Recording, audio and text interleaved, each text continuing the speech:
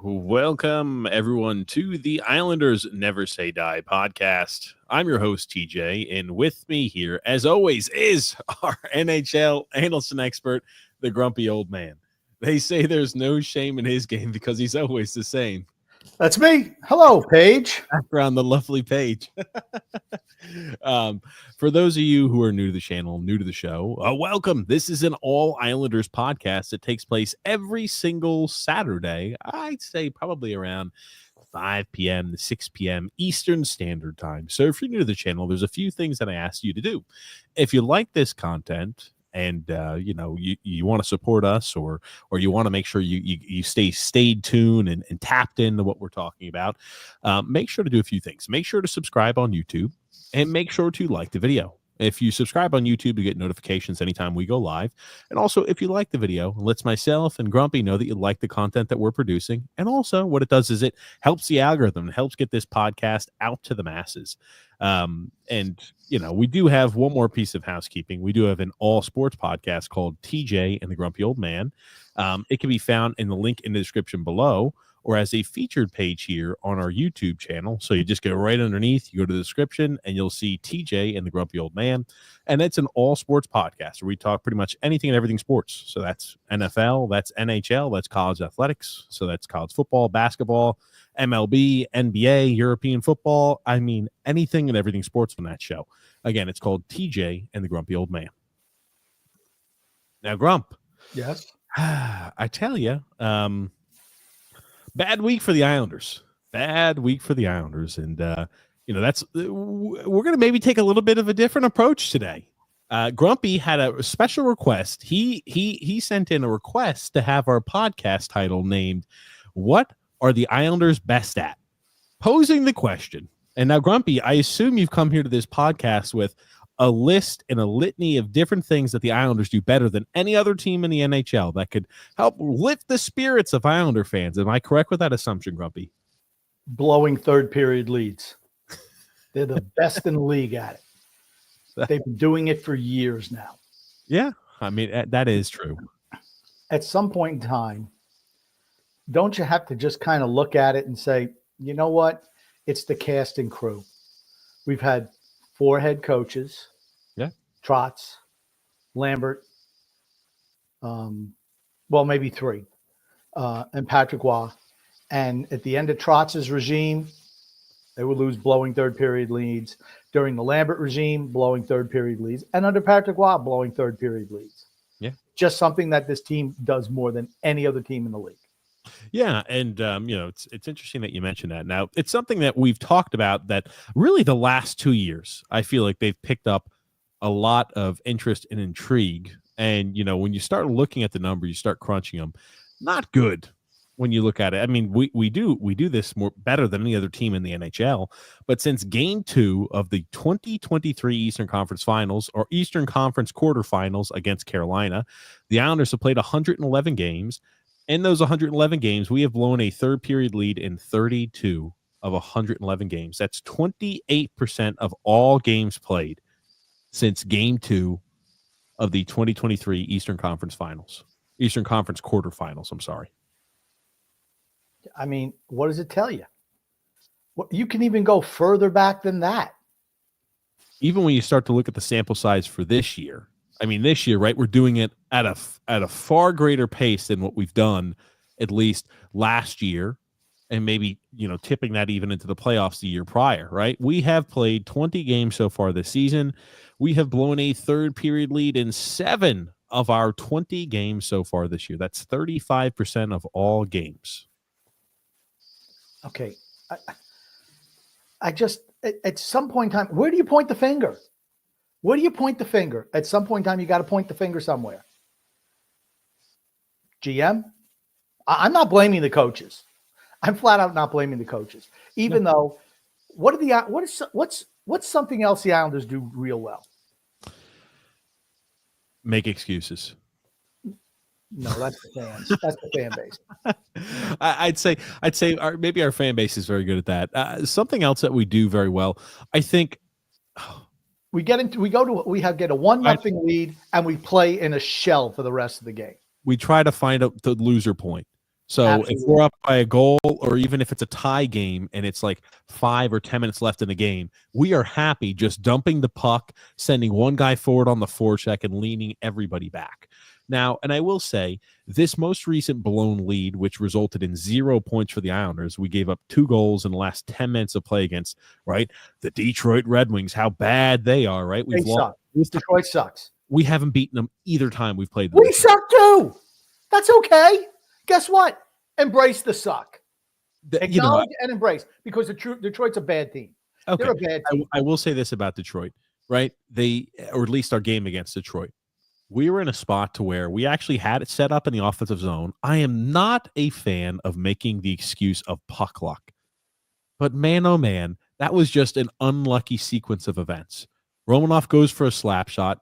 His stick splinters, and they've got a 2-on-1 going the other direction, and it's a great shot. Now, listening to the fan base, because they're at this point, the fans are they're dejected. They are frustrated with anything that they can be at this, and understandably so. They're making the excuse of, oh, Dobson should have made, he was too indecisive. Butch freaking Goring. Again, he's lost his mind at this point. He's not credible. I can't listen to him anymore. It's the reason I don't listen to any Islanders telecast. But he was over on the national telecast, or on the Islanders broadcast, talking about Dobson, even though it's a 2-on-1 and you're the defender, he needs to go ahead and take the guy with the shooting lane. He needs to go ahead and take the shooter. That is never what you do. No. Never, ever, ever, ever, ever. The job for the guy who's got the puck, right? You look at the goalie, takes the guy with the puck, and the defender coming back prevents that one-time opportunity and tries to block the shooting lane. You never ask the goalie to say, if we're going to have Dobson confront the guy with the puck and the puck gets passed across, now we're going to ask our goalie to make a sliding save and go ahead and make an acrobatic stop. That's just not something that's going to be likely to be stopped on a consistent basis. It's the reason why the guy who is the defender always covers the passing lane. And Butch is over there trying to crucify Dobson on the Islanders broadcast. I'm like, it's disgusting. I can't watch. I don't watch the Islanders, and I used to watch the Islander telecast, but I don't anymore. I watch the ones like the Calgary game because it's easy just for me to click on the Islander, just go to my television and just hit NHL Center Ice, boop, just put that channel up and bring it up. I don't want to have to go through ESPN Plus to dig this up and find it, and hopefully there's no some lagging streaming bullshit or whatever. So I just like to hit the channel. Grumpy's old. That being said, here's the thing. I love Butch Goring. Great, nice man. Great. Good guy. We've met him in person before, Grumpy and I have. We like him as a person. No problem as a person. Very nice person. He's being told, I think he's being told you have to show for the team hard. That's what color guys do, though. The color guys, that's what they do. They're homers. They are. The only problem I have is, particularly when you watch other telecasts, is when you really get to see it, is he's really quick to say that there was a penalty on Calgary's power play when there was interference on Cizikas. And you could, okay, it definitely wasn't goal. He talked about it as it happened. He talked about it after they gave up the goal, which was like 45 seconds later. And then he talked about it in intermission. And he talked about it throughout the game. But he doesn't call like a trip in the offensive zone on Scott Mayfield, or he doesn't call an interference on Cholowski on a breakaway, which is absolutely interference. And you hear crickets from him. At least, just from my perspective, if you tell the truth all the time, you're not going to hear anyone complain to you. I only do because I'm like, dude, please. The Mayfield trip in the offense zone was blatant, and so was the Cholowski interference call after he coughed the puck up. The reason it bothers me is because I know he knows better, because he's played the game. He's coached the game. He knows what's a call and what's not. And he knows what he's seeing out there on the ice. And I always find it hard to believe or to fathom that he's seeing something completely different than I think he sees the same thing we see, but he's like, okay, I've got to say it this way because that's what I'm being required to do. And that's what always drives me insane. Now, it's funny. I watched the Sportsnet's telecast there of that Calgary game, and it was funny when you talk about that little bit of interference by Cholowski. They just said, "Oh, great defensive play by Cholowski," and I was like, fans aren't happy with that one, is what they said too. But it wasn't like, "Oh man, they need to be calling that." Just said, "All right, playing on. We're just going ahead and covering what's going on the ice." Now, this is a clip a 2-minute long clip where they had the chance to talk at the end of the second intermission. Now, to the point of this game, and I think this is still ongoing, the Calgary Flames have the longest active in the NHL with scoring 3 or less goals a night, 17 games in a row. Maybe they're going to go for the record. I don't know. But they're having a problem scoring. But they were kind of talking about this in that second intermission. And they started to talk a little bit about the Islanders, a little bit about Lou Lamoriello and how he's perceived. And I thought this was very eye-opening. Some people got upset that I posted this online. Oh, who cares what a few media heads think, or who cares what a few people think? But I'm going to play the clip, and then we're going to talk about it, because I think this should take a party that's not affiliated with your team and listen to what their thoughts are on your organization and see if you can have any sort of reflection on it. So let's listen to this 2-minute clip. But the Islanders have a way of kind of bringing out your worst. They can kind of dull it down a little bit, like going to the dentist. Can't hear it. All right, that's as loud as it's going to get, Grump. I'll have to do it a different way then. If you can't hear that, don't worry. I'll have to figure out another way to do it. I can't hear it. Guess what? The people who listen to the show can't hear it. That's all I'm saying. Okay. I don't know, Grumpy. You're old, and sometimes your hearing's not so Okay, great. it's my hearing. Okay. Blast him in the comments, everybody, and just tell him it's not loud enough, because he doesn't believe me when I tell him these things. He thinks he's right all the time. Sometimes it's like when you're saying you have an issue connecting your headset, but you don't turn the power on. So I can tell when the volume is too low that it's a waste. Maybe you can just, I don't know, paraphrase what they say then, if you can't make it loud enough. And here we go. Here are some comments right away. I can't hear the video either, says Drew. All righty. Calm down. Let's see.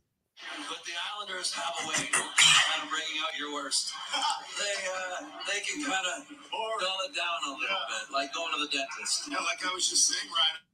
To 03-04, we ended up playing them in the playoffs in the first round when I was with Tampa Bay, and the leading scorer on their team was Trent Hunter with 51 points. That's how exciting and dynamic the Islanders were even back in the day, and it just seems like every year they put the same product on the ice. And that suits Lou Lamoriello just fine, doesn't it? What a segue, because Lou likes things the way Lou likes things. Oh, yeah. And everybody who's been in and around him, I think for a while there, it was kind of like, that's just adorable. That's just Lou. It's kind of quirky. He likes to run a tight ship. He likes it done his way. There's no bones about that. And it is felt in not just his own ring, but in other rings as well. So this is mind-boggling. 365 days a year, theoretically, we could be here at this rink, operating around the bowels of the arena as we do every single day. But the one day a year that Lou shows up with his team, whether it's Jersey, whether it's the Islanders, lockdown. There's about a 200 square foot area outside of their locker room that no human being without the Islanders colors is allowed to even broach. It's amazing. And everybody has to change their whole likely patterns around the arena just because Lou demands it. 82 years of age, still has that sort of sway around the league. Kind of good on him, I guess. That's power, Archie. Well, I always knew going into New Jersey back in the day when Lou was in charge that it was going to teach us one thing as teammates: how to share in the visitors' locker room. There were never enough towels. There was never enough tape. There was only one pad in the hydroculator to get warmed up with. And of course, at the Meadowlands, I don't think they'd swept the floor in that dressing room for probably 3 decades. So get the shade sharpener ready as well. Strategic advantage. There you go. Everyone he can get. Unbelievable. No facial hair too. He still has that rule on his team. Amazing. Okay, so and I hope that came through a little bit better on the volume on that side. So my apologies if it didn't. Probably not the best volume there on that or the clip audio, but man, oh man, if that doesn't tell you from a third party's perspective what they think about Lou Lamoriello and about how he runs this team and how the franchise is run, I encourage you to start listening to other people comment on the Islanders. That's a lot of that's old school stuff, yes. Like with the towels. And, I know the Boston Celtics used to not have air conditioning. The Lakers used to complain back in the 80s when they come in for the championship, like in June. And there was no air conditioning in the locker rooms and stuff like that. We're only going to give them 10 stools so not everybody has a chance to sit down, shit like that. You're just like, ugh. Yeah, that's old school. The thing that is like saying that you can't practice, that no offense, it's my arena. I can do whatever I want. I mean, I find that one a little bit ridiculous that no one in the building. Locked down. Because I imagine it's. But a lot of that, honestly, a lot of that's old school stuff. And, being 83 years old, Lou's about as old school as you get. Yeah, that's true. It's true. Now, the reason I put that up and the reason I found it, I thought was important, we've always talked a lot about why have the Islanders never signed a big name free agent? And their entire team and franchise history, we've never had a huge big name free agent that we signed, Grumpy, right? We've always said maybe it's Andrew Ladd is the biggest free agent that the Islanders have ever signed. That was a reactionary free agent signing. That's not what I'm saying, but that was the biggest name, right? Yeah, I think you're probably accurate there. Probably the biggest. And we've had our franchise has been around for almost what, Grumpy, half a century? Since before free agency started, true free agency started. So whenever that started, they used to have you sign a free agent. It's, 5 first-round draft picks or whatever it was back in the day. But I don't know when true free agency actually came in, but let's just say that it's been long enough where we should have signed at least one impact performer, considering how bad the team has been for so many years. Yeah. And I tell you, we've always thought, and the excuses were made, oh, well, we didn't have a good stadium. We're playing in Barclays, or we're playing, we're playing in Nassau. It's a dump. That's the reason we can't sign anybody. Oh, it's because, we practice and then the actual home ice arena is all the way across town. It's an hour plus away. Or, we don't play, in the city of New York. We don't play in New York, like Madison Square Garden, like the Rangers do. Or, oh, it's because we've got a joke of a franchise, or it's because of this reason and that reason. I do think some of those held credence. I do think maybe it was because we were a joke, we were a laughing stock of an organization. That does not help bringing in free agents. I think the fact that we played in an arena that was not at the quality of most NHL arenas hurt, but we've got a brand new arena at UBS Arena. We've got state-of-the-art practice facilities. We've got an owner that's not afraid to spend money and owners that are not afraid to spend money. So what would prevent us from being able to sign big-name free agents now? The general manager does not want to spend any money. It's the general manager. Before that, here's the thing. It's been going on forever.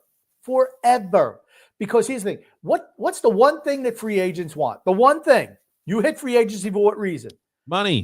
That's right. It's not for, because this locker room stall looks like it's dusty in the corners, or, there's a car parked where the seats should be at Barclays Arena. None of that means anything.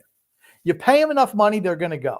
Why does anyone sign for the San Jose Sharks? Why does anyone sign for the Anaheim Ducks? Why does anybody sign for the Columbus Blue Jackets? It's about money. Every free agent sign because of money. Now, I'm not saying that, some will lose antiquated policies like the haircut policy. Here's the thing. I don't think it helps, but I don't think it's the be all end all. That's what I mean, though. When you're a team that already has other obstacles to climb in order to have one of those, big name free agents signed, when you start adding other things that are negatives, just listen.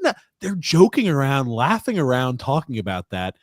I'm going to let you know something. That is how the league perceives the Islanders. And if you're not inside that little enclave or that little group, that's how you probably perceive them. When you're the visiting team, you're not like, yeah, this is the place that I can't even get my shit warmed up. This is the place that we don't have enough stools. We don't have enough towels to go around, because that's how they do things. It's not like, yeah, let me sign up for that place. You know what I mean? It's just like some of those old policies need to join the 21st century. Like I said, I don't think it has as much impact as you think. It's all about the money. It's all about the money. And the fact is, Lou Lamoriello re-signs ham and eggers from his own team at exorbitant prices and term. No one wants to leave the Islanders because they're going to get paid ridiculous amounts of money for no production. That's just the way it is. So why would they want to leave? Pretty good atmosphere. No repercussions for blowing third period lead after third period lead after third period lead after third period lead after third period lead. It's hard. It's hard. I've been hoping that they would step up, but the same thing happens time over time. It's like, it's at one point, you just got to look at what's going on. You look at us, and they commented in the Detroit telecast on Thursday night. They're like, the Islanders, they just from whatever period, they're just playing lockdown. Just their game is get the puck, flip it in to the defensive, flip it into the offensive zone, and change lines. That's it. That's what they do. Not only doesn't it work, it's boring as shit. It's not entertaining. That's the biggest problem with the Islanders. They're not fun to watch.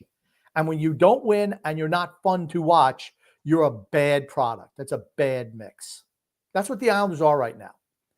I don't care. Somebody wants to rip Noah Dobson for, not doing what we've been told from hockey one-on-one, that, you let the goalie take the shooter, right? That's what it always is. At some point in time, let's give just credit to the guy who shoots the puck.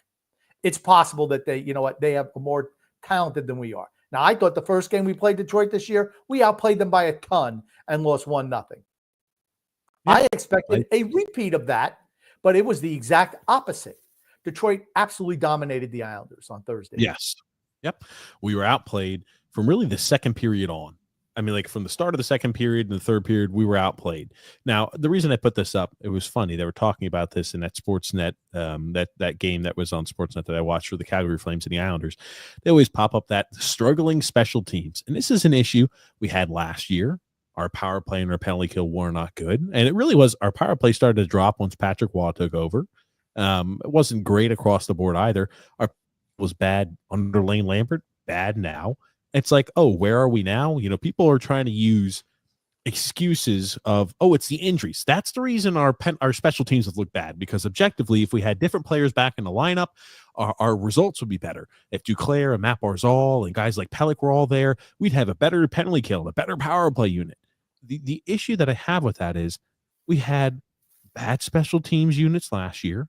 We're having another awful. We're a quarter of the way through the season. We're 20 games in, guys. This is not like 5 games in or short sample size.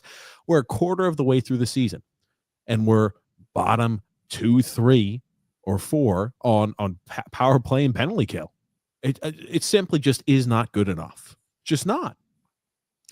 And that game against the Calgary Flames, we gave up another power play goal. It's just like and Calgary sucks on the power play. Yes, that's my point. They're awful on the power play, 30th on the power play, but our penalty kill is just a little bit worse.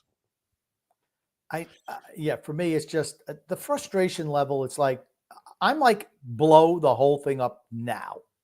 Blow it up now. Whatever you can move, you move. Nelson, and what did I say?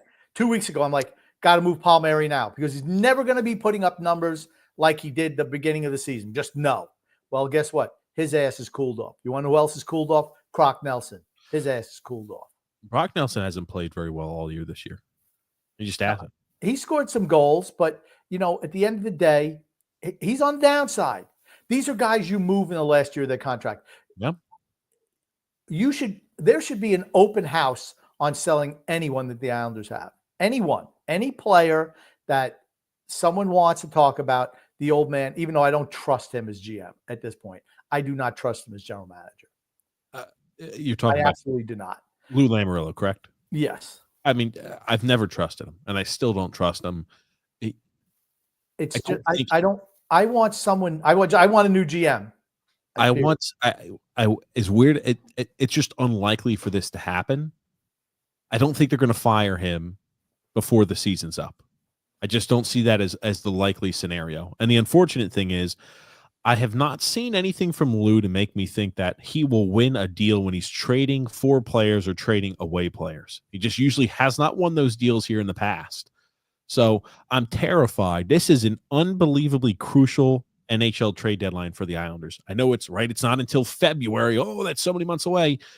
But has there been anything from this team that we've currently seen to say this is more than an average team? I still think when we get guys back, maybe we play a little better. Maybe we finish in the 8th seed and we squeak into the last wild card spot, because there's a lot of really bad teams in the Eastern Conference.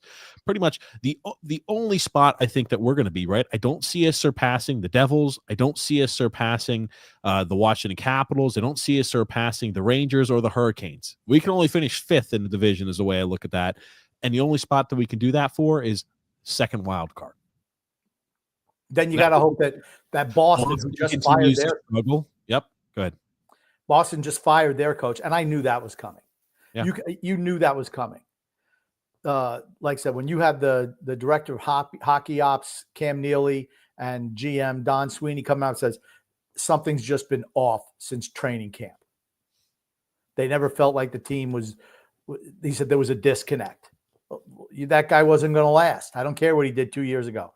You know what the Islanders would have done if they came off 2 years ago with 139 points or 35, whatever it was, whatever Boston had, NHL record in the regular season? That coach is going to be there for life. Yep. They never move him out. You know what the good teams do? When it's not working, they get rid of the guy. And you could just tell that Montgomery had lost the room. He's a player's coach, and here he is yelling and screaming at guys on the bench, grabbing them, yanking on them. It's like, sorry, you got to go. Yeah. And here's the thing. Isn't it unfortunate? We play Boston this week. You know they're getting the coach bump. Yep. Their defense has been horrid this year. So what do they do? What do they do? Right out of the chute. Right out of the chute. Shut out. They shut out a team right out of the chute. I mean, that Joe Sacco is the coach. Okay, is he the real answer there? I have no idea. No idea. But you know what? It's bad news that we're playing them this week because they're going to be buttoned up. They're absolutely going to be buttoned up.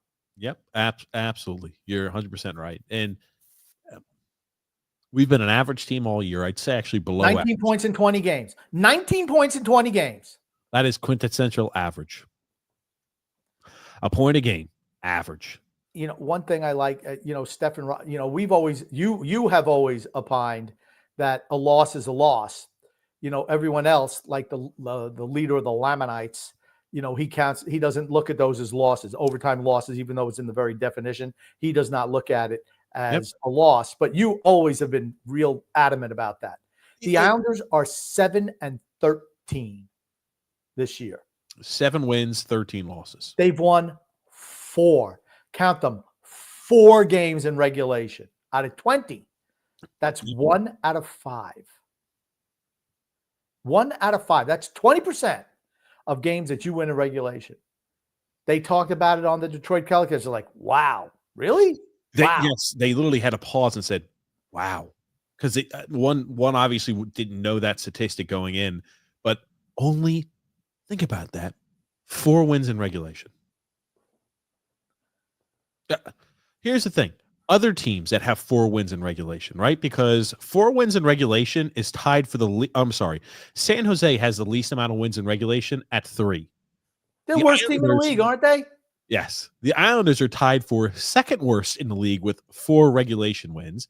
They are tied with teams like, and I'll read them off. And when I'm reading these teams, tell me if you think that team's a contender. That team should be buying at the deadline. That team is a real team that can make noise in the playoffs. These are the teams that they're tied with a quarter of the way through the season in regulation wins. Utah, the Utah Hockey Club, the Pittsburgh Penguins. Well, they did beat the hell out of us when they played us. That's true. The Pittsburgh Penguins, another juggernaut. The Philadelphia Flyers. Oh, by the way, New York Islanders. By the way, Philadelphia Flyers are ahead of us in the standings now. I saw that, yes. Only a point. I also like what the leader of the Lamanites like. Well, I count point percentage. I don't. I count points in the bank. I'd always rather have the points and have somebody chase me than not have the points and have to win. We're tied, though, with Pittsburgh, Philly, and the Utah Hockey Club for the second least amount of regulation wins so far this year. And we only have won 7 games. No one is saying that those teams are contenders for a Stanley Cup. That's correct. Every team the playoffs. Yep. Even the playoffs, right? Yeah. Pittsburgh, they need to rebuild. They need to go ahead and start it over. The Flyers, they're bad. There's no shot they're making the postseason. Utah Hockey Club, no shot they're making the postseason. Islanders, though, yeah, I'm buying in. The Islanders are making the postseason. Islanders are doing that. We are so far from being a good team. So far away. So far away. I don't know what to tell you. We're light years away from being a good team, a team that contends. And it's funny. I've been seeing more and more people who were unbelievably optimistic fans saying more and more frequently, the Islanders might need to take a step backwards now to take a step forwards. And it's like, I'm happy now that they're kind of starting to see a little bit of the light, But I still kind of am a little perturbed, Grumpy. I'm still a little upset because if we started this 2 years ago when it needed to happen, at least we'd be in a much better spot today than we are currently. That's right. Or right after, when I told you right then, after we lost that second series to Tampa Bay, I said, do that. It's time. I don't care if you hate it or not, because it's still true. Okay. I don't disagree. That core was never good enough to win. If it's not good enough to win, you need to make alterations. We stood pat for how many years now? 3 or 4. Okay. 4 years. Just standing pat. Everyone else is on the freaking Autobahn, and we're on a side street with a tricycle. That's what it's like. That's what this team is right now. We're on a side street in a cul-de-sac with a tricycle. Everybody else in the league is on the freaking Autobahn with a Ferrari. That's what it's like. We have almost half of our roster is on the wrong side of 30 years old. Yep. Signed to long-term deals, no less. Yep. At some point in time, look in the mirror. It's never going to work with this group. I've been saying it for years. I've been banging that freaking drum as long as I know. I've been banging that drum. Now everyone eventually comes over to my way of thinking because I'm right. It's not because I'm happy to be right, but I am right. First thing you need to do to get the team better, get rid of the general manager. Yep. That's number one. Number one. And people are always asking, and they continue to ask, and they're, who would you replace him with? What? Why don't you find out the solution there? At that point, it's so tough for me to even start thinking and contemplating of a replacement until we even address the issue. We haven't even addressed the issue, which is we've got the wrong GM there. We just do. We've got the wrong general manager for what this team needs at the current spot. We have had those discussions in the past on who we should bring in, and it's always the same. I said the guy who's now the GM at Carolina. We said we should have brought in before Don Waddell was moved out. We would have been happy bringing the assistant GM for Carolina. Like there's certain guys like that need to be looked at that you can get and say, hey, we want you to rebuild, and this is a project, but we believe that you can do it. Florida. The assistant GM in Florida. Yeah. I want a GM who's a young general manager who already has a job with one of those teams that knows what they're doing in the front office. Florida and Carolina, the two that just jump out to me, whoever their assistant was. It was Telski until Waddell left this offseason. Yep, and he got promoted to GM, and he's done a good job. And if you're going to ask me names, I'm not going to give you names. I'm going to tell you a situation. I want somebody from a situation that works in the modern NHL. Another guy that I've been high on, Bill Guerin. I think Bill Guerin has done a great job with what he's done in Minnesota. He was supposedly on the hot seat after a bad year last year. Well, you know something? He's bounced back with a vengeance. And as well as having two guys who've been on, they've been carrying dead cap money for it in Zach Parise and Ryan Suter. But you know what he's done? He makes sure, pissant Kevin Fiala. Well, you know what? We're not going to pay you what you're going to do. So we're going to move you to Los Angeles. We're going to get Brock Faber, who's a young guy who's a rock on the defensive end. And a draft pick. And a first-round draft pick. That's how you make a move. That's how you take – and here's the thing. They have to move Fiala. They can't afford to sign him. He's able to get value for him. How come Lamoriello can't get value for anyone? He'd rather re-sign Semyon Varlamov, Scott Mayfield, Pierre Engvall, all these guys, Anders Lee. He'd rather re-sign all those guys to long-term deals. That's what he'd rather do. You know what? Because he's lazy. He's lazy. It's a lazy man's argument. Just keep the same old guys. Bring back the band. Well, it's okay if your band is the frickin' Beatles, but not if it's Richard Hell and the Voidoids. There's a difference between those bands. Sure. You don't bring the band back when they can't fill a 200-seat, a bar. You bring back someone who can sell out stadiums. That's cool. But you don't bring back somebody who can't even play in a backyard, a barbecue, and no one shows up. That's not the band you want to bring back together. But that's what the old man's done. Bring back the band. Bring back the band. Bring back the band. The only thing we haven't shown is I believe in this core. If he believes in that core, I swear I might blow my brains out. Just don't tell me that. Don't piss on me and tell me it's raining, please. Now, one thing Grumpy, I want to step aside. What else you thinking, Grumpy? You're kind of on fire today. I kind of want to step back. I'm so pissed off. I'm so pissed off. I talked with the leader of the Lamanites, Phil Fax, and you know what? He's not worried. He's not worried. I said, I'm not worried either. We're going to have a lottery pick and maybe we move everybody. I'm not worried about that. We're going to, we're not making the playoffs. It's not happening. It's not happening. Washington is the only team, and they're going to have to fall apart. Talk about Islander luck. This is puck luck. Alexander Ovechkin out 4 to 6 weeks with a broken leg. Yeah. That can bring them back to the pack a little bit because I'll tell you what, they've been really good this year. Here's the thing. Connor McMichael, outstanding year, over a point a game pace. And guess what? Alexander Ovechkin having a hell of a year, way better year than last year for him. That entire team, they started that rebuild on the fly, but they started it before they started to see drastic drop off from some of these players. They started to integrate. They said, great, we're going to start moving away guys like Dmitry Orlov. We're not going to sign him back because he's not part of our future. And we're going to use the draft pick we got through Dmitry Orlov to go ahead and get a guy like Rasmus Sandin. We're going to bring in a young defenseman like Jacob Chikrin.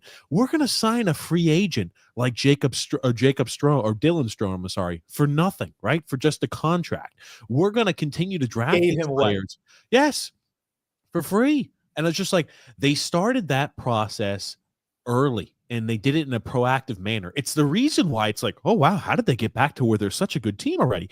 It's because they said, we're going to take a little bit of a step backwards before it becomes where you can't go ahead and do that, where you have to blow it up from the actual, you have to tear the house down to the studs.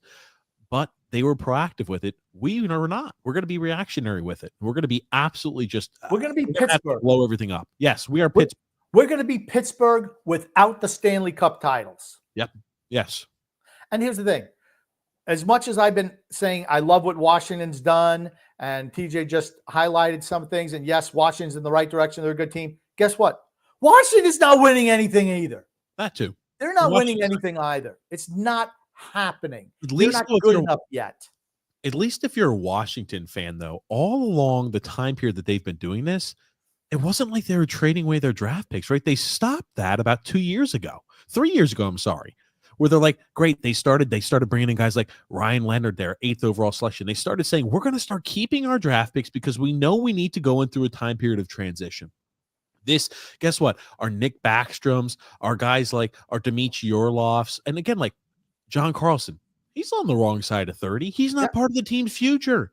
They're starting to slowly transition those guys out. And they did it where they didn't say, oh, we're going to do it all at once. They started slowly doing it, but they're going to have a relatively competitive team as they're still going to be able to compete, and then they're still going to keep draft picks. I mean, we're going to have to blow everything up from this. I mean, we're going to have to blow everything up. It's the only way we can get out of this. Blow it all up.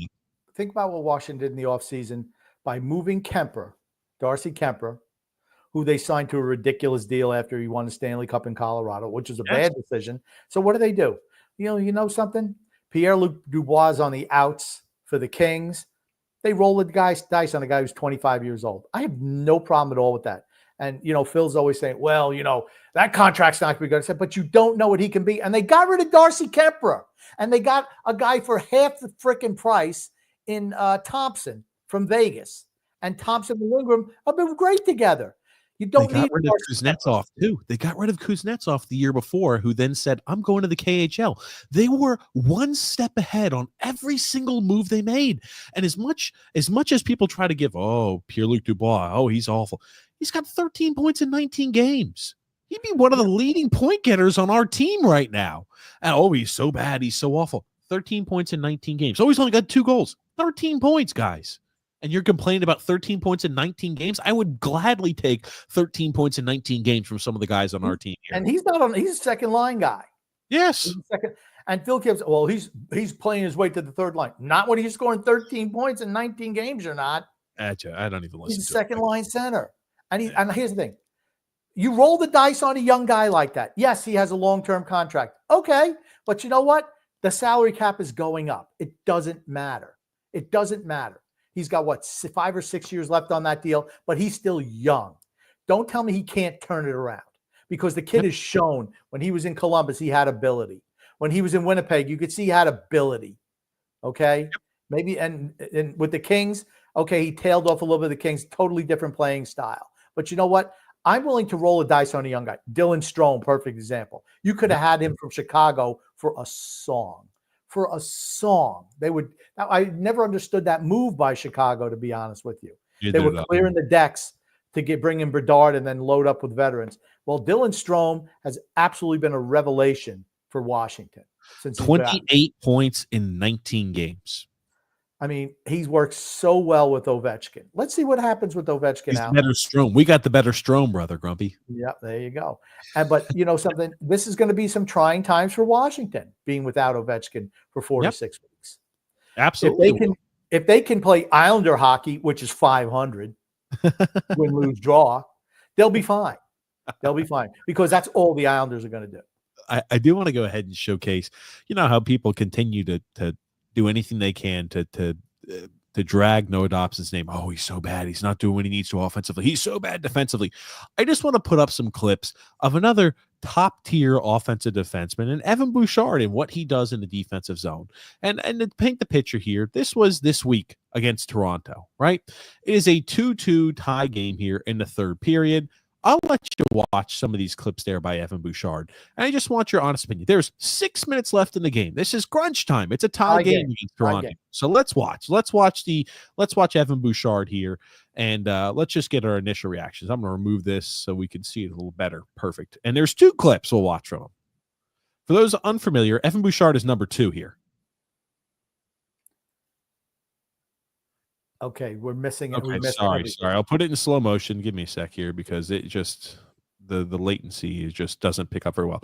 So the puck bounces right past him here. He's number 2. Well, nice hustle trying to get it first of all. So here he is. He has the clear advantage. Look at him. Look at number 2. Look at this shit. Who's hustling? Everybody but 2. My gosh, he's in glide mode. Could you imagine if that was Noah Dobson who did that? How much the fans would be saying, we need to trade him immediately. Get rid of Noah Dobson. This is awful. This is horrible. Could you imagine if that was Noah Dobson who did something like that? And here's the thing. Evan Bouchard's going to get paid. Yes. He's going to get paid. You know how you get paid in the NHL? You put up points. And here, right, this was not even a minute earlier. This is 7 minutes remaining. Here's Evan Bouchard with the puck in the corner. I'll let you watch this one too. This is in a sequence of 1 minute. He does 2 of these actions. Just throws the puck, hits it off of one of his guys. Even the ward knows you never throw the puck up the center of the ice. Yep. And there was a goal directly against because of a poor clearance by Evan Bouchard. I just again, the purpose of putting these up is to say that guys who have talent and they're offensive defensemen, their job is to produce offense. They're going to make mistakes in the defensive side of the zone. But guess what? Evan Bouchard, who makes those mistakes, just like Cale Makar, just like Noah Dobson, just like every other offensive defenseman, they're going to get paid because defensemen usually do not put up points in droves. And when you have a guy like that who can do it, who's the first defenseman to put up 70-plus points as Dennis Potvin, they're going to get paid. Simple as that. Now, I think the reason we've seen his offensive production is down this year and way down for Noah Dobson is because guess what? Patrick Waugh plays a defensive-heavy system, a full 200-foot game. It's the reason why our scoring, we're like 26th or 27th in the NHL in goal scoring. Again, bottom third of the league. Right back to the Trot style where we're gonna try to win every game 1-0, just like we tried to win against Detroit 1-0. We're not interested in trying to score more than 1 goal a game. Once we score a goal, hey, everybody lay back the entire third period and just let loads of pressure. We're gonna line 5 guys up on the blue line and try to stop Detroit from scoring a goal. But here's the thing: you have to be unbelievably perfect to do that, and when you're not, and things don't go your way, you give up goals and you lose games. Well, that's the reason his numbers are down. They're trying to play too defensive, and they're not allowing him to play his style. Win if you can, lose if you must, but always try to get that overtime point. If you look at the point totals under Lane Lambert compared to the point totals under Patrick Waugh, and now again, I thought that Dobson was banged up at the tail end of the year, so I'll throw that in there as a caveat. The point totals were much better under Lane Lambert than what they were under Patrick Waugh. And now under Patrick Waugh this season, point totals are down, and goal scoring is way down too for the Islanders. There's a reason for that. Oh, why isn't Dobson getting more points? We're scoring less goals. We're not scoring as many goals this year as we were last year. He's been told to stay back and play defense. Yep, noticeably. You're not joining the rush. You're not going ahead and leading into the offensive zone, dump and let the forwards do everything and you sit back. That's not what he is. If you're going to do that, don't keep him on this team because he's not going to be utilized properly. The only time you see him attacking, and he's good at it, is when they're down and they need to catch up. And he just flies through the other team. He's able to attack. Why all of a sudden is he doing that now? He would usually be doing that all game if he's not being told otherwise. It's like, why is there a power play? Why is Noah Dobson not taking enough shots from the point? Why is there power play? Guess what? They're telling him not to shoot from the point. They want to get always to the bumper spot to have that one-time opportunity. But we're only scoring on 13% of your power play opportunities. Obviously, that's not working now. I don't want what I'm going to say now. Sounds like I hate this kid because I do not. And I think that he has a future on this team. But Isaiah George makes Owen Power looks like a good defenseman. That's how bad he is defensively. Isaiah George is a nightmare on the defensive end. He makes Owen Power look like he can play defense. And if anyone's listened to the show long enough, I think Owen Power's maybe the worst defensively, the worst defenseman in the league. Now he's only 20. And Power was what? 19 and 20. When I have not seen any Buffalo games this year. I cannot comment on this year. I'm just saying 2 previous seasons, he was a nightmare on the defensive end as well. And so is Isaiah George. Yes. He does not play a system, any structure at all. He's like, he reminds me, you ever see those 6-year-old soccer games where everybody just chases after the ball? That's what he does. That's what he does. Now, I'm not saying get rid of him. I'm not saying that because guess what? In my scenario, Isaiah George is a guy that you keep without a doubt because of his age and the fact that he doesn't get paid anything right now and can develop into something. I'm looking to get rid of the old guys, not the young kids. But you listen to some of these, you glance at some of these Islander websites, or you listen to people say, "Oh, Islander fans they want Lou to do something, add to this team." There's no way they should add to this team unless it's first-round draft picks and moving out the pieces of shit that populate this roster. No offense intended to the POSs on the team. Thank you for your service. Yes. We're moving on. Sorry, guys. This is a business. It's not a country club. It's not the cul-de-sac. Because you have one good season or a few good seasons, or you've had a great career with us. Doesn't mean you've been appointed like the Pope for the rest of your life or until you step down. Guess what? If you can't help the team do what we need to do to be successful or help us on our current path that we're going on, we don't need you. Sorry. Some other team will find value in you. You're going to pick up and move, but that's the reason why you get paid, millions upon millions of dollars. That's just how it will be. And one thing about Noah Dobson that just, I don't, most people are not looking at him as intently as I do. He is so smooth. When you see, he made a play this week again, and he does it all the time, where he's got 2 guys confronting him. He maintains his composure, does a little dip with the shoulder, and is able to clear the puck behind the net to his defensive partner. And then 2 guys barreling down on him. Instead of turning the puck over, he makes a smart play. That's what just people don't see that, or they just ignore it. But it's little things like that that make him, in my opinion, not what people are saying about him. That's all. So what we're going to do here is, just because we're on a time constraint, we're going to go ahead. I'm going to jump into the ad reads, Grumpy. Then we're going to start jumping into some comments because Islanders going to play tonight. So we'll get a quick read on what we think is going to happen against St. Louis as well. So today's podcast is brought to you by a few different sponsors. So thank you for them there. We've got DraftKings, the 2024-2025 NHL season. It still has that new car smell. We're 20 games in, about a quarter of the way through, but still has that new car smell. And the action is heating up at DraftKings Sportsbook, an official sports betting partner of the NHL. It's super easy for first-timers to get started at DraftKings Sportsbook. Try betting on something simple like picking a team to win. And it could be any sport. You could say, hey, I thought it was obvious Ohio State was going to pummel Indiana, just like they did. You could say, hey, I'm expecting the Islanders game to go to overtime, right? You could go ahead and add a whole bunch of those same game parlays up to make an even bigger payout.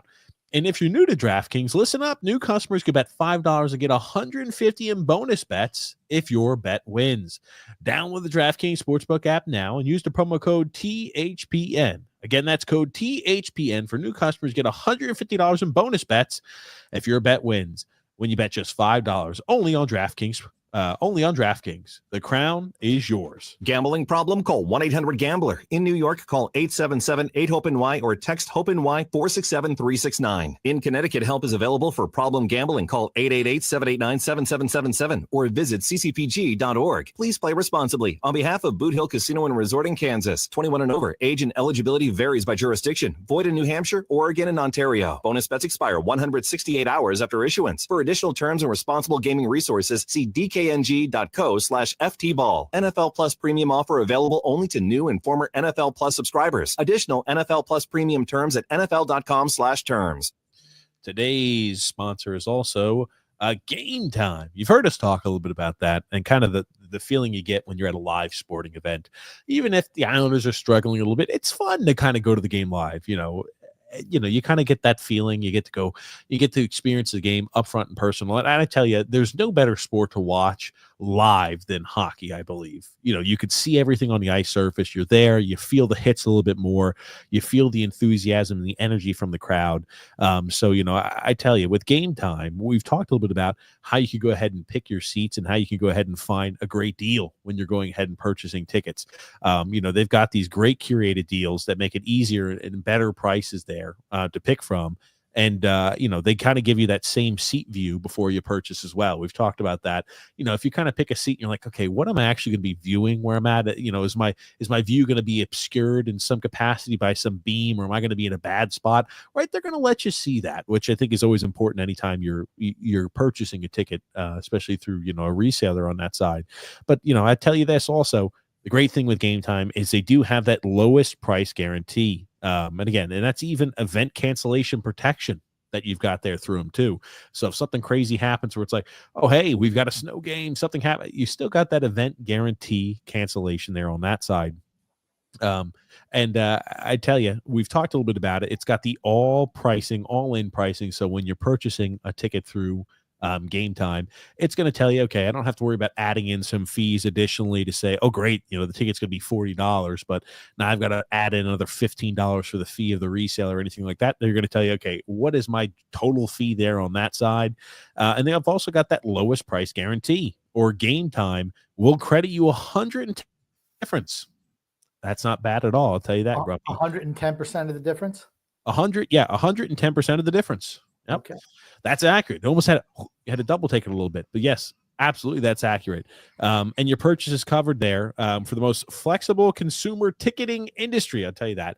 So, take the guesswork out of buying tickets with Game Time Picks. Download the Game Time app, create an account, and use the promo code THPN for 20% off your first purchase. That's kind of nice. Again, terms apply.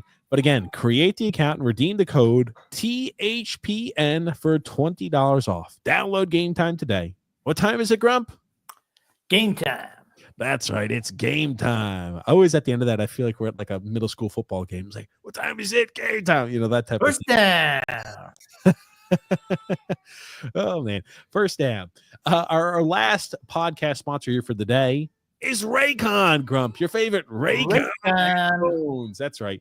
Always around this Christmas and holiday time, there's people like me out there who lose their headphones or bust their headphones or can never keep a pair of headphones healthy, where I feel like I always have to buy cheapy headphones because of how frequently I bust them up or I lose a headphone and they become completely worthless.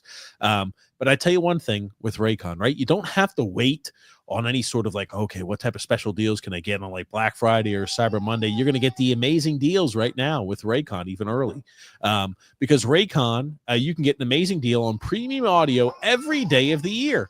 But it doesn't mean that you're not having any sales, right? They're going to have still sales for Black Friday and Cyber Monday, but far from it. They're actually doubling down on the amazing value by offering our viewers up to 30% off site-wide. I tell you, you talk about a nice Black Friday and Cyber Monday deal, 30% off, up to 30% off site-wide. That's kind of nice.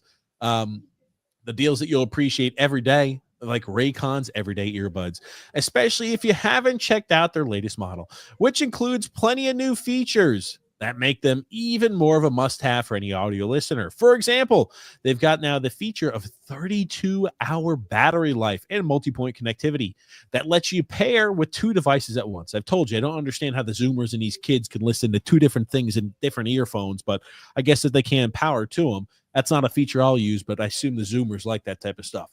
Raycon's everyday earbuds also come with active noise cancellation. It's a feature that's a must-have for long flights or when you're at the gym trying to make sure you're not getting bothered so you can focus on what you're doing. But it's one that can be difficult to find at an accessible price point until now, because that's another thing. Although Raycon's quality rivals some of the biggest name audio brands, Raycon start at just half the price of the other guys. So you're already at an incredible deal before you even factor in that Black Friday, Cyber Monday offer up to 30% off site-wide, right? So you've got the great deals ahead. And Raycon's everyday earbuds are also available in a variety of vibrant colors. So you don't have to just use your standard white or black earbuds, sticking out of your ears. You can get different colors. You can get Islanders blue or orange. Not for me. I'm more of a black earbuds type of guy, but you can get different colors if you like that. And again, it's good to have good quality earbuds when you're at the gym. Now it's a perfect time to scoop them up if you haven't already. And don't worry, if you're not as impressed as me, Raycon offers a 30-day happiness guarantee, so you really can't lose. It's time to save big for Black Friday and Cyber Monday. It's coming up next week, guys. Go to buyraycon.com/THPN today to get up to 30% off site-wide. Again, you heard me right. That's right. You'll get up to 30% off everything of Raycon's website if you go to buyraycon.com/THPN, Grumpy. Yeah, I like it. My boys are Raycon. I see that X didn't show up to work again today? He said you didn't give him the code. He never even texted me. He did. He texted. He absolutely did. You were just on some tyrannical rant. You just ignored it as usual. Oh, man. Do what you do. It's TJ's world, and we're all just living in it. I do see that text message. I just wish he would have. He sent it in a group message, so I didn't look at the group message. Sorry. He should have just messaged me individually. Anyway, that's my mistake, Crump. X is not showing so up. You're making an excuse that you didn't see it just because it was me and you were both on it. Okay. That's my fault, Grumpy. I just didn't I didn't check the group message. That's my fault. Tony Pino Jr. says, put Wally on the first line. It couldn't get worse. Does it matter? I like I said, I don't know how anyone could be happy about the team. Lifetime of Luland Islanders.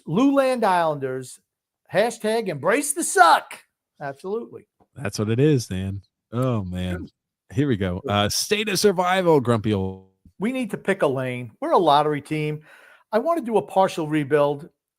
Need new high-end young talent. Well, the only way you get new high-end young talent is through the draft. You're not going to get it with trading guys. It's just not going to happen. Thomas Antonetti says, good evening, gentlemen. My question is this, plain and simple. What is there to be overly excited about this team as currently constructed? TJ, I'll let you tackle that. Keep it under 30 seconds. What are they be excited about? No answer. Sorry, Grump. We're going to have a lot of, hopefully, show saving saves by Sorokin and Varlamov. We're going to have some great saves. We're going to have our goaltender is going to be great. They're going to make some acrobatic saves, and I think defensively we're going to be sitting and white knuckling it at the end of every single 10 minutes to be like, oh, in the third period, are we going to surrender this lead or are we going to win? So that's always exciting. A lot of our games to overtime or shootout too, so that's exciting, I guess. I just can't impress upon you how disappointed I am just with the way we just blown third period leads. I mean, It seems like the guys are trying hard. They are what they are, but it's a system thing. And Patrick Waugh has come to the realization he's got to tone down,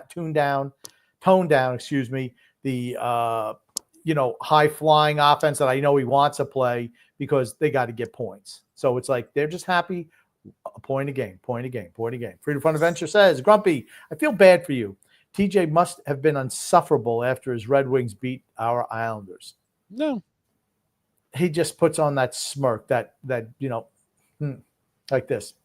No, I don't care that the Red Wings won. But I will tell you this, we're just not good. We're average. We're average. And I'm sick and tired of mediocrity.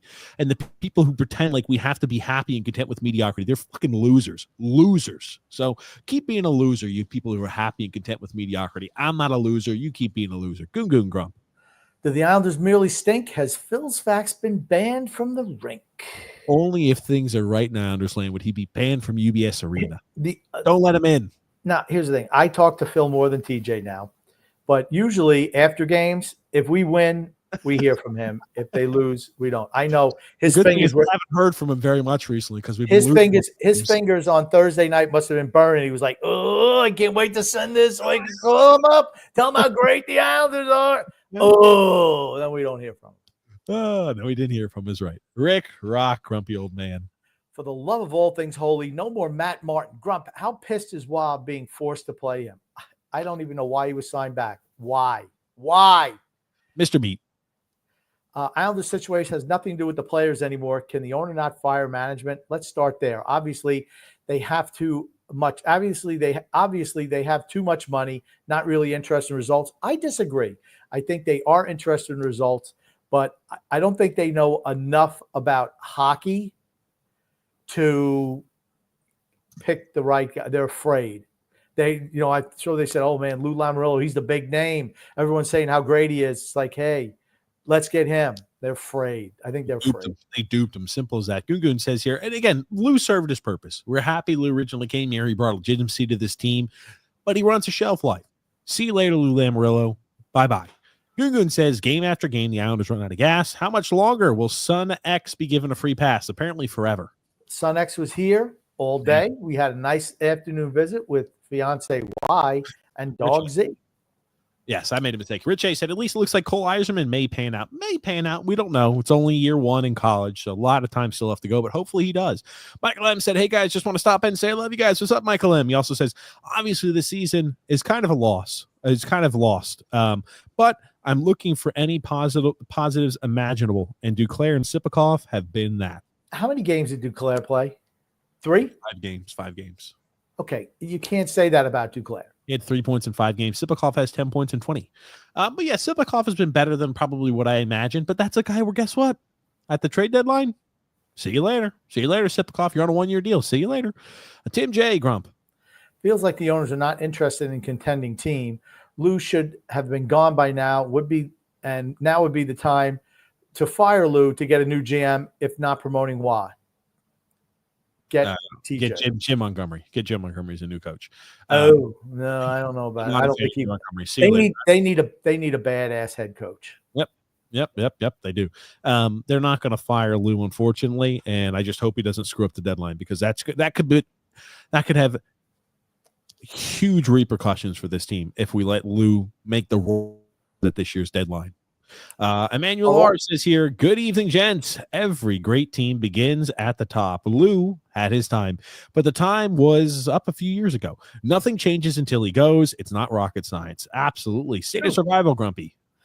If we're not in a playoff spot, do you think Lou will sell or hold tight?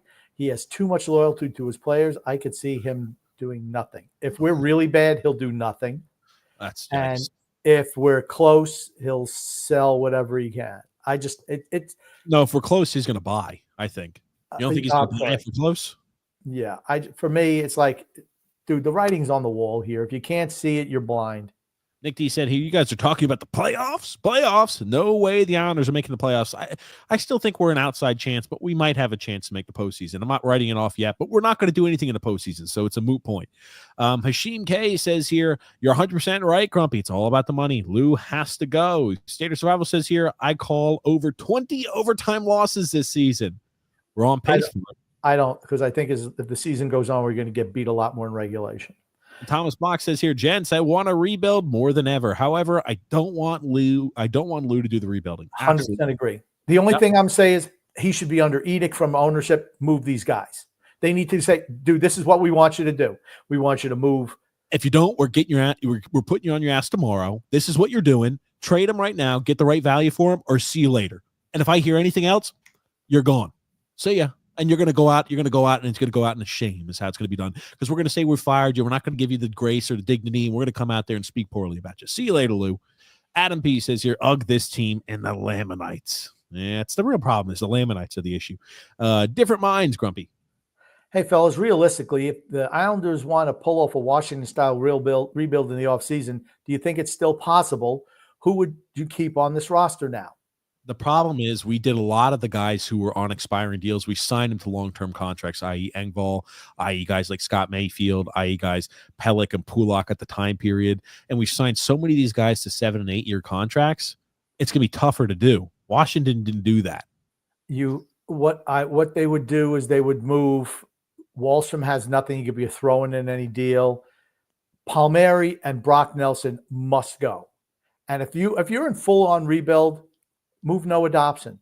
He has infinite value around the league. He would get you more than any of those other guys. You're going to have to move anything that you can sell at that point, really. I mean, that's just at the point we are for the franchise, unfortunately. Adam P says here, they are the flea market scrap heap shoppers of the NFL or an NHL, talking about the Islanders. And the Islanders are the Olive Garden of the NHL. Middle of the road. It's Italian by name, sort of passable food, but not good when push comes to shove. Absolutely. And Adam like P. Egg noodles with ketchup. Adam As P. Ray Liotta said, as Henry Hill said in Goodfellas. Adam P. says, dude, I've been screaming from the rafters that the team need to be broken down after the second Eastern Conference final. And I'm not sure when I started listening to you guys, but it has to be around that time. Yeah, to me, it was so obvious. Yep, absolutely grumpy there. Tim J says, need to clean house at the trade deadline. Couldn't agree more. Need to start selling any asset that you can. Drew L says here, Grumpy, you want to make a tweet that will make the Lamanites tick? Just tweet out saying the Islanders need to rebuild. Maybe I'll do that tonight after tonight's loss to St. Louis. I think we'll probably beat St. Louis tonight. Adam P says here, fans cannot be held accountable for who should replace Lou. I'm sure there are hundreds of candidates in the NHL to college level.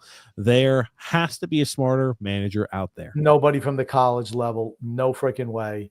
No. It has to be a young assistant general manager for a team like, one of the teams that know how to run the league. Tampa, etc. Those teams that have had the history of winning games. Vegas, I'm fine with those type of guys. Vegas is an all-in team. Vegas is always an all-in every year, though. Yeah, well, okay. Adam P says here, Lou is a loyalist because he only knows who he's seen in his past. He doesn't know anything new. Mr. Meat, grumpy old man. Okay, yes, weak owners agreed. So too much money. So it has to start with the cuck. That's Ledecky. Tom says loser and the fans who continue to show up are the biggest issue. Yeah. It's not the fans. It's not the fans. Well, here's the thing. The fans continuing to show up, show ownership. Hey, we should keep this guy Lou because we still are making money. That's all they care about. Yeah. We need to boycott the Islanders. No more going to games. No more buying merchandise. Only buying Greg Prado's books this year for Christmas. That's all we can do to support the team. You got Freedom Fund Adventure. Guys, list your players on the decline that the team would be wise to sell now. I'd be strongly considering to move Pelech for certain and Pulak too. I think Pulak's been good this year. Pelech, you can move. He's done. See you later, Anders Lee. See you later, Jean-Gabriel Pajot. See you later, Palmieri. See you later, Brock Nelson. The list goes on and on and on. Anybody who's a sellable asset at this point pretty much needs to be considered to move. And it's unfortunate because at this point, you have to consider and entertain moving Dobson too because how much value he'll get you back in a rebuild. Robert Marshall. F Phil talking shit about Sorokin on his joke of a podcast. That's one thing, Phil, and I always get on him about it. He hates our best players. He hates Barzell, Sorokin. He's a masochist, Grumpy. He likes to go ahead and he likes to hate success. He's a masochist. He's one of those guys who's happy with average and mediocrity. You know what we like to say about those, Grumpy? They like supporting losers. I like supporting average. I like to supporting mediocrity. I'm not one of those guys. Adam P. Grump. I'm sure Clutter's waiting in the wings for the next 2-month injury on the team. Yikes. Mr. Meat Grump. So now I'm wondering if the owner is entitled. Everything has been given to them. Really not that smart, just has money, and they happen to own our team. We're effed. I don't think that's you don't become successful like that usually just by luck. Adam P says here the Bruins have a better chance of making it to the Caps. I'm not sure about that. I think the Caps are a good solid team. Thomas A says here thoughts on Robertson there for Toronto for a Wallstrom trade. I don't know why they would do that. I think because he's not playing in Toronto either. Seems like both could use a change of scenery for a jump start of their respective careers. Absolutely, I'd be willing. They would take that. I'd be down. Adam P said here I consider moving Barzal if he's the value on the team. If he has value, yeah. He makes too much money, though. It's going to be hard to move him. See Jerry Grumpy. I can't believe analysts in Canada want Bouchard on Team Canada. Hell no. He I wanna scores see points. That's Josh why they want him. Morrissey. Noah Dobson pairing for Team Canada. Tom Grumpy. Would be great if Steve Cohen bought this franchise and the Jets. No hope for anything until both of those owners are out. Yeah, well, the Jets do Jets things and the Islanders do Islander things. Thomas Bach, Grump. Grump is correct, of course. The first thing that has to take place, Lou has to be replaced. Absolutely. Adam P. says here the Islanders don't match with St. Louis of the Wild as an example. Not sure what that means. Our system is defensive heavy. Tell that to the special teams. Our special teams are just awful, but I do think our team is more defensive centered and focused now. Huck Grump. Dobson, 47 block shots. That's a surprising side. He has been getting more shots blocked. Yep. They're playing up on him. They're getting up on him. Julian says Cale Makar and Noah Dobson don't make those kind of glaring mistakes. Those were just lazy, brain-dead plays by Bouchard. 100% agree. Yeah, they all make mistakes. That's my point. All the offensive. But those were two lazy plays by Bouchard. He says, who wants to add a player? This team is way, way, way away from 1 or 2 players for the cup. Absolutely. See, Jerry says here, Bouchard just coast on his shot. Yep, absolutely. Adam P. Grump. Stan Fischler challenged people on X to name a replacement for Lou. Again, why do we have to name people by name? I swear he's a guy who thinks Lou should just remain because he's the big name on the market. 100% agree. Yeah, again, it's not, they have it's not a name, it's a concept of what I want for the team. That's what it is. And there's a lot of different people that can fit that concept. Shadow Rider says here, the Islanders will be fine when they get healthy. Good luck, Shadow. We're contending for a lottery pick. That's right. Adam P says, Game Time app does a great job. Good to hear. Good to hear from that, too, outside of just us. Robert Marshall says, the Islanders sucked when they were healthy. LOL. That's certainly. C. Jerry Grumpy says, I want reverse audio cancellation. I can't listen to music when I ride because I need to hear feedback from what's happening under my feet. Maybe they'll get that soon. Shadow Rider Grumpy. Robert, besides Carolina, who? The Rangers fell off. Carolina, the Capitals are surprised for you. You're telling me the Islanders can't improve. No, they cannot improve. They cannot improve. This is the same team they've been for 4 fucking years. They cannot improve. They are what they are. Robert Marshall says, I'm telling you, we'll be just a sucky middle to senile Lou is gone. Yep. And then Drew Grumpy. Damn, I'm surprised TJ isn't using LinkedIn to apply for the Islanders color commentator position for the amount of excuses he just made for being a terrible host. Oh, I like that. That's a good one, Drew. And then Robert Marshall Grump. I don't want the participation trophy just to lose again in the first round. All righty, guys. Thank you so much here for listening and watching the show. We'll be live with you guys next Saturday. Grumpy, what do you want to say before we wrap things up? Love and laughter to everyone who listens and even those who don't. From TJ, the Grumpy Old Man, and Son X. Thanks, everybody, for tuning in. We'll be live with you guys next Saturday.